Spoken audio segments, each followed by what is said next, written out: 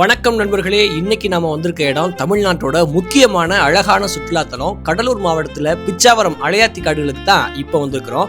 Mangrove ஃபாரஸ்ட்னு 10வது social புக்ல நாம படிச்ச அலையாத்தி காடுகள் தான் தமிழ்நாட்டுல மட்டும் இல்ல உலகத்திலே 2வது மிகப்பெரிய அலையாத்தி காடு. இந்த இடமே தீவு மாதிரியும் குகைக்குள்ள போற மாதிரியும் புதுசா பாக்குறவங்களுக்கு பார்க்கவே பயங்கரமா இருந்துச்சு.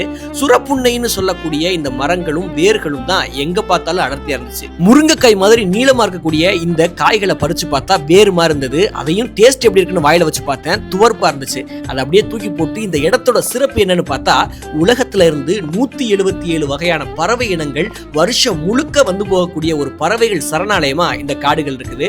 சுனாமி பாதிப்புகளையே கட்டுக்குள்ள வச்சுக்கூடிய இந்த காடுகள்ல நிறைய சினிமா ஷூட்டிங் நடந்திருக்குது. நம்ம பார்க்குற இந்த இடத்துல தான் துப்பறிவாளன் படத்தோட கிளைமேக்ஸ்ல விஷால் வில்லனை போட்டு புடப்பாரு. அது மட்டும் இல்ல, தசாவதாரம் படத்துல நம்ம கமலஹாசன் ஐயாவை கல்லை மட்டும் கண்டால் கடவுள் தெரியாதுன்னு கொண்டு போய் கவுக்குற இடமும் இந்த இடமா தான் இருந்திருக்குது. இத்தனை சிறப்புகள் இருக்கக்கூடிய இந்த இடம் தமிழ்நாட்டுக்கு உண்மையாவே கிடைச்ச மிகப்பெரிய வரம் தான். இது மாதிரி நல்ல வீடியோவுக்கு தொடர்ந்து என்னோட ஐடியா ஃபாலோ பண்ணி அணைஞ்சிருங்க. நன்றி, வணக்கம்.